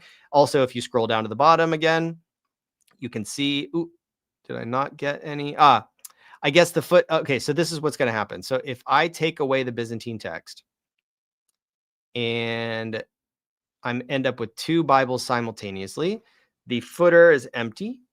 Then I'm going to take away the Greek and I'm going to be left with just, okay, so here, okay, so now I'm left with only the New Revised Standard Version. I have my cross references popping up and I don't see any footnotes in this chapter. Maybe there are no footnotes in the chapter, but in any case, if I refresh this and I'm looking at Luke 1 in the NRSV, sorry, okay. Yeah, I don't have any of the footnotes down here. Let me just jump to another book. So now I'm in Mark 1, got the New Revised Standard, good news. And so here, okay, all my footnotes went away. Again, it's a bug, sorry. I don't know why. So generally you should see the footnote here with the tooltip that hovers, pops up and hovers over. So the tooltip is not working now. Let me refresh. So Mark 1, New Revised Standard. Okay, so now, the refresh got it kicked into gear. So now I have my tooltip that is popping up and it's telling me good news is also translated as gospel, right? If I scroll to the bottom, I don't have them at the bottom anymore. So that's, again, something we have to investigate. So this is what we got. Okay, so then I'm going to open up study tools. Again, I got my notes, my bookmarks, and you can see my bookmarks, like all the, I already had a bookmark here. You can see my highlights that I took in the NIV and the NRSV. So I know basically that somewhere in the NIV, I already took this highlight, even though it's not in view right now. So that's, again, we're building a dashboard here on the side. I have my footnotes here. Again, these are the footnotes for the NRSV. I have my cross references for the NRSV. I have the textual apparatus that's pointing at the Greek that's associated with the SBL, and I got my custom settings, right? So let's go back and see if we can explore at least a few more of these Claremont profile method examples. Oh yeah, the other one we had was, well, let's move on. Let's move on to Luke 1, 21 and 22. So let's look at these. These are interesting. All right. So 121 and 22. The difference here is very, very subtle. Ethavmazon with an omicron, right? Versus ethavmazen, right? One of them is imperfect plural. So in other words, like they were amazed, right? Versus just the plural, they were amazed, versus the singular, he was amazed, right? And then the plural is Byzantine, and the singular aligns with Alexandrian / earlier text, right? So what we're going to see when we jump into Luke 121, well, let's make sure we know. So Luke 122 is evinato versus evinato, right? So the augment is either added or it's omitted. And this is a stylistic issue that, in classical Greek, it would have been e, and later Greek, it was e. the augment, addition, omission of verbs. The Byzantine manuscripts often regularize to E forms, right? The omission is earlier. So we got Luke 121 and Luke 122. So let's see what we can accomplish, hopefully not crash anything in Cross Bible when we jump into that. All right, so we're already in, okay, we're in Mark 1. So let's jump to Luke 1. And we're going to be looking again at 21 and 22. We're in the NRSV.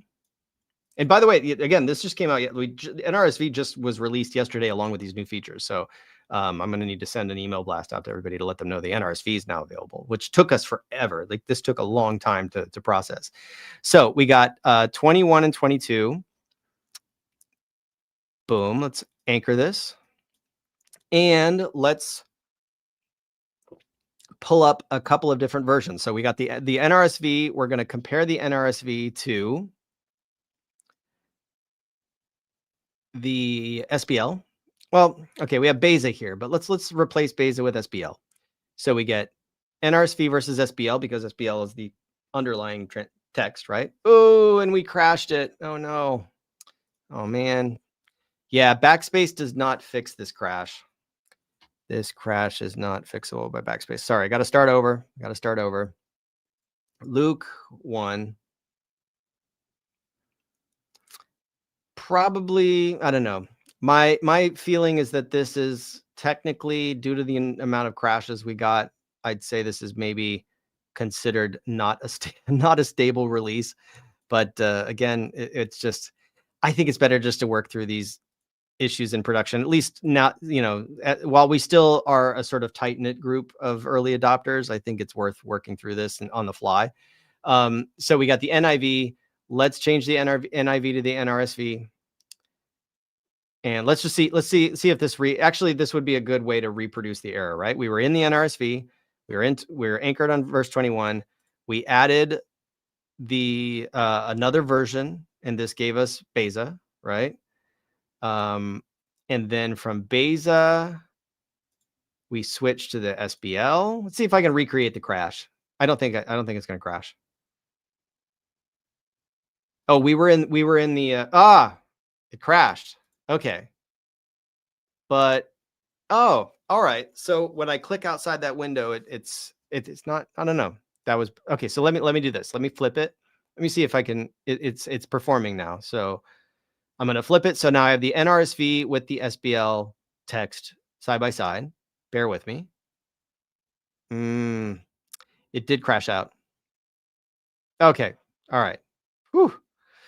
All right. So we got 21. So before we crash this again, let's at least figure out what we were actually talking about. So meanwhile, the people were waiting for Zechariah and wondering at his delay in the sanctuary. Wondering is ethavmazon, okay? Que ino laos prosdokon ton Zacharian, que ethavmazon entochronizin afton entonao. So here, this is Beza. So ethavmazon is the version that they were talking about, that it's plural versus singular, right? So ethavmazon is the plural, and let's see. So meanwhile, the people were waiting for Zechariah, wondering. So it's olaos ethavmazon is, and this is the problem. The reason why this is happening is because laos is technically, the people is treated like a singular noun grammatically in Greek, but a lot of the times a Greek writer will want to refer to the people, and it's like the laos is singular, but he'll say they did something. That's what's happening here in the Greek. Again, this doesn't come through in an English translation. So what the Claremont profile method is looking at is whether or not the scribe rendered it as ethavmazon, it referring to laos in the plural, or if he saw that as grammatically challenging because he wanted it to, he wanted a cleaner transition from the people to wondered, right? It's like the people want, the English example is it the people wonder or the people wondered, right? Like it's is it do you treat them like they? So is it they go or it goes, right? The people go or the people goes? Obviously, it's the people go in English because we have this strict sort of idea that it's, well, the people is plural. People are plural, right? But the people in Greek is singular. So let's see if we can crash this out. I was trying to crash it at this point. We're going to add another third Bible and see if it crashes. And if it crashes, we'll just move on. Okay, so here we have ethavmazon is ethavmazon, right? So no variation between the SBL and Nestle's early edition. But what if we go and look at, let's just pick Stephanus. So we're going to look at the Stephanus' Textus Receptus here. See if it crashes. Ethavmazon, same thing, right? No variant in Stephanus. Let's see what Elsevier has. Ethavmazon and ethavmazon. So just no punctuation. So here, I'm going to put CPM. I'm going to drop my CPM bookmark in here. And I'm going to, and because if I go to the textual apparatus, it's probably not even going, oh, okay. So yeah, the textual apparatus does have a variant here, but it doesn't give me the variant that was related to the Claremont profile method. So here I'm going to actually add a note, and I'm going to put what I originally had, which is, let's see, paste and match style. Boom. All right. So here I'm dropping my note in. You guys, okay. I was worried I wasn't showing my screen. Yeah. Thank you, Zach. Getting the NRSV Updated Edition notes is great. They are great. They're great notes. This is like the latest and greatest, scholarly Bible that we finally, I mean, look, I'm going to be honest. I licensed this Bible a long time ago, and it just took us this long just to get it up and running, man. It was a really, really heavy lift. So I do encourage people to use it just because it's like this great resource that really, it was very, very difficult to get up and running. So I'm very, very proud of this one. Just because we managed to get it done. So again, it's own versus n. Is it plural? Is it singular? Who knows? So we got that. That was the variant in 21. What was the other variant we were looking at? So the variant in 22 is edinato versus edinato, right? So again, we're going to drop our bookmark because I'm bookmarking my CPM variants. So I want my bookmarks to be in there for every single variant. And then see the bookmark appeared here. When he did come out, he was unable to speak to them, and they realized that he had seen a vision in the sanctuary. He kept mentioning to them and remained unable to speak. This is the NRSV. And then we can see Beza and we can see the Textus Receptus, and we see the variant here, right? Now, if we look at the textual apparatus, and I'm going to explain it in a little while. So here we have it. We have it in the textual apparatus. So, and this is the Claremont profile textual variant that helps us categorize these Byzantine readings, right? So, exerthon de uk edinato la lise aftis, right? And when he did come out, exerthon, and when he did come out, that's literally all those words are translating that, exerthon. He was unable to speak, or exerthonde, sorry. And when he did come out, he was unable to speak. Uk edinato. Uk edinato. So that's what we get. So we can see that edinato is the translation, is the preferred reading for Westcott Hort, Tregelles, Nestle Alon 28th, right? That's what they have here. But the variant 1, which is secondary according to the SBL, is in Robinson Pierpont's majority text, and it reads edinato. Now, what the SBL is not telling you is that they're logging these textual variants in relation to modern critical editions. So they consider the Robinson Pierpont Byzantine text form Bible to be sort of the representative of the other. This is sporting the variant. What they don't tell you is that it's a TR variant, right? Like they could easily, I mean, they made a decision to just let RP represent the Byzantine text and to exclude, Elsevier, Beza, and Stephanus, right? Like the three key Textus Receptus Bibles that we have in Cross Bible. They are going to say the same thing that Robinson Pierpont has, which is edinaton, right? They're like edinato versus edinato. if you're using reconstructed pronunciation, it's this is and this is right? For me, it's and e. So I actually, in Greece, these sound a lot more distinct than they did maybe in the late Hellenistic period in modern Greek pronunciation. But it's the difference between ukedinato, so he was unable to speak, versus ukidinato, he was unable to speak. They mean the same thing. There's no difference in translation, but the SBL apparatus is flagging it as different, right?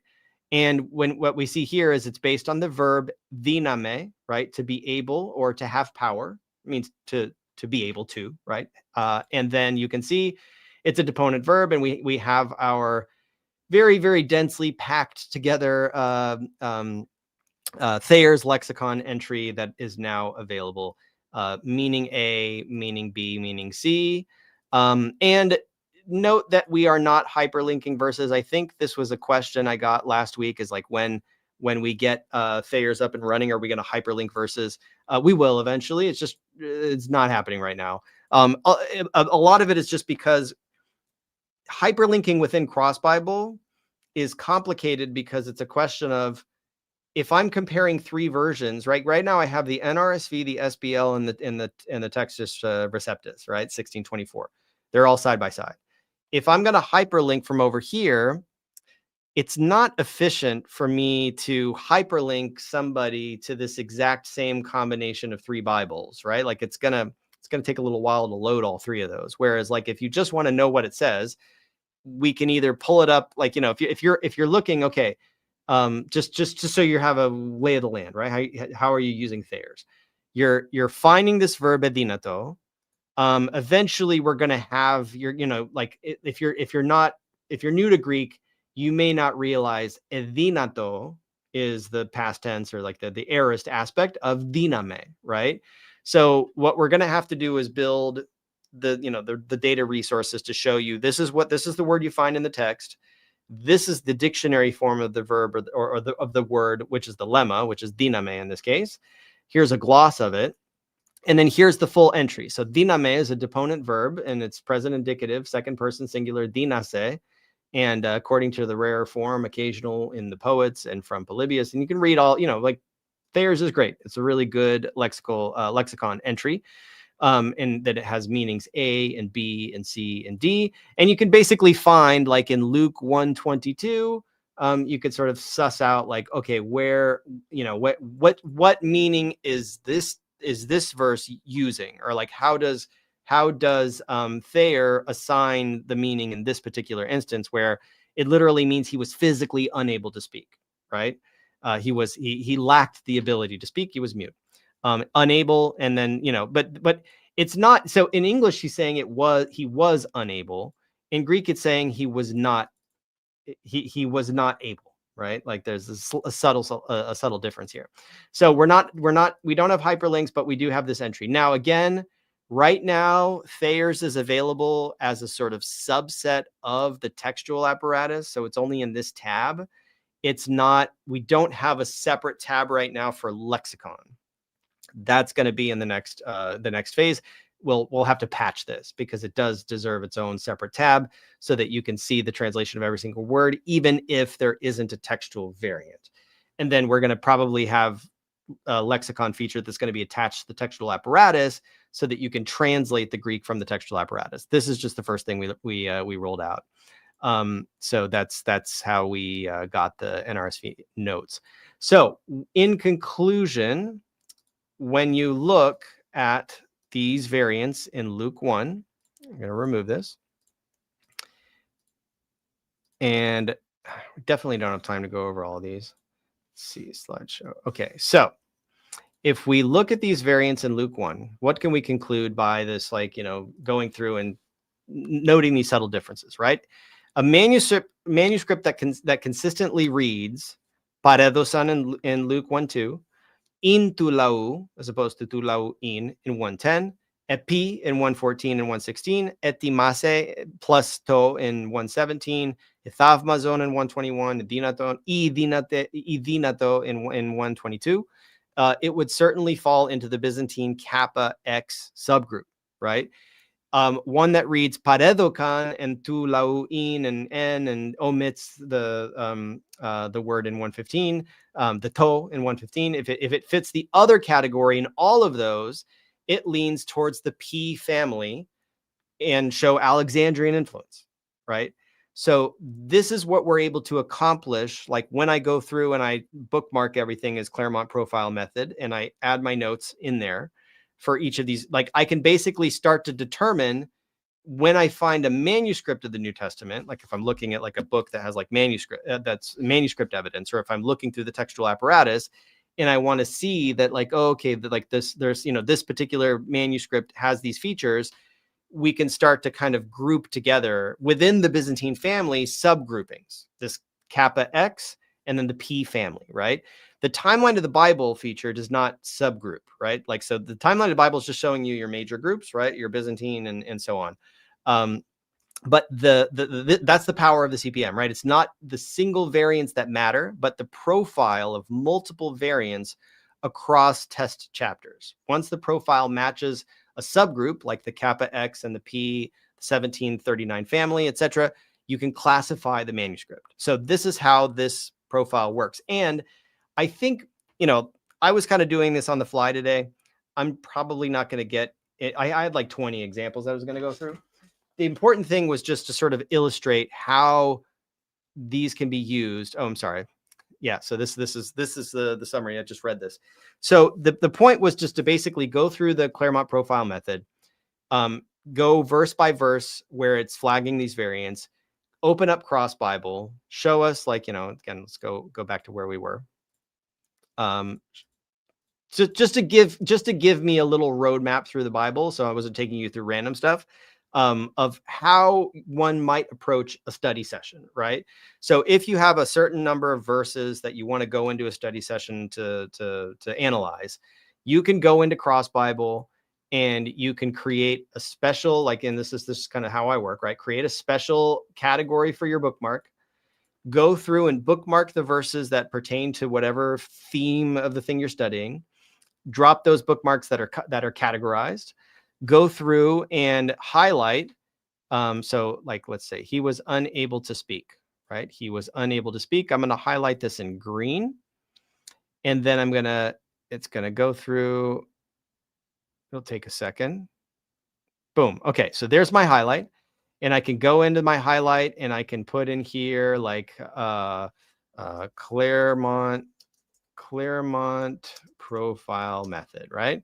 So I can take a note on my highlight, super helpful, super like for my own personal Bible study, this is just golden. Even if it's rough, even if it's like the beta version and it's like bugging out and crashing, it's still super awesome that I can like drop this color-coded highlight. I can take a note on my highlight. I can go through and add Claremont profile method notes to it. I can, see that it's I can bookmark it. I can go through and, see if there's a footnote. I can see my cross references. Again, footnotes and cross references right now are restricted to the NRSV Updated Edition. So not only did we just release this Bible yesterday, we just finished. The reason why it took so long to get it up and running is because it has such rich, footnotes and cross references. So now not only is the text available, we didn't just make the text available, we made the footnotes and the cross references available too. So this is going to start to become very, very powerful very, very soon. It already is, right? And then we got our textual apparatus that is linked to this, which again, you're not going to get this on many other platforms, right? And most platforms like the SBL textual apparatus is just married to the SBL, right? So if you're reading the SBL, you might have access to that apparatus. Here, if you're reading any Bible version, you're going to get access to the SBL apparatus. And again, if you click into it, you're going to see that it's going to break down in plain English what the preferred reading is, what the variant readings are, and it's going to spell out what the Bible versions are that represent those readings. The readings are in Greek. If you don't know Greek, you're going to have to do a little legwork, but currently the lexicon is tied to the textual apparatus, so you will be able to go in and look at these words and explore. And this is just something that, like, look, we released the first version of Cross Bible in November 2024, or no, I'm sorry, October 2024, with like an initial collection of public domain Bibles, no notes, no highlighting, no apparatus, no lexicon, nothing. We just got it up and running. It was like a minimum viable product. It was the first thing we were able to get out the gate, with a big roadmap and a mission to like get all of this other stuff built on top of it to really enrich your Bible study experience. I think it was April of this year we released the notes and the bookmarks, because that was the most basic thing we could get up and running as like a premium feature. And now we have this. So we have a really long roadmap. We have a lot of cool things in the pipeline, and this is just, again, you know, the NRSV Updated Edition notes, highlights, notes, cross references. This is all built in. This is all brand new. Don't know why they're not appearing at the bottom of the page, but this is a really helpful, like, thanks for enduring this. I know that this is definitely my least popular live stream because it's super nerdy, and it's like, you know, it's I'll try to create more entertaining live streams in the future. This was a sort of technical product release demo, an announcement of our new features. I hope some people will be able to go back through this, because obviously this will be in the Discord. This will be in the Cross Bible community, as a record, to show what this was like when it first came out in the new version. It's eventually it's going to be, yeah, it was necessary. And I agree, you know, I could have just done all this on my own and then like waited a few weeks for everything to get fixed. And then, like, you know, a month from now, like, did a stream to like unveil it. But I think it's good enough to have enough value that people can just dive right in, right? So yes, it's going to crash. Yes, like all the things that we've unveiled today, those are going to be issues that I now need to, after this stream is over, and it'll be over soon, I need to sit down and create bug reports and start like hashing this stuff out so that we can, you know, iron it out and get it all working. So thank you for your patience. Thank you for, you know, everybody who's subscribed. I think, you know, a lot of the people who are subscribed, who are committed to sort of like coming on this journey with us. A lot of you guys are you know, like the two people who are in the chat all the time. So thank you for being a part of this, for being like an early adopter of the Cross Bible platform. And, you know, we went out, we embarked on this journey with a mission to like bring, you know, powerful features to your Bible study in the browser. And we're doing it, you know, like, this is it. We're executing our plan. And I'm glad, you know, even though, yeah, it's rough, we are delivering on our promise to enhance your Bible study experience. And so thank you to everybody who is subscribed on the basic tier on the website. That will unlock your access to these cool features. Everybody on Patreon, I'm going to have some exclusive content for you guys soon. And everybody who's like, also, if you purchased a poster from us, thank you. Thanks to everybody. You know, we couldn't do any of this without your support, right? Like, everything I'm showing you today really is thanks to you. So I hope you guys have a fantastic day. Please get in the Discord, and make sure you're at least registered for a free account. That gives you some access to some of these features that are available on the free account. But if you subscribe for $5, you can start plugging in your notes, plugging in your highlights, bookmarking, and really like customizing your experience. So thank you very much. And I will see you guys hopefully next week for some entertaining stuff. Stay tuned.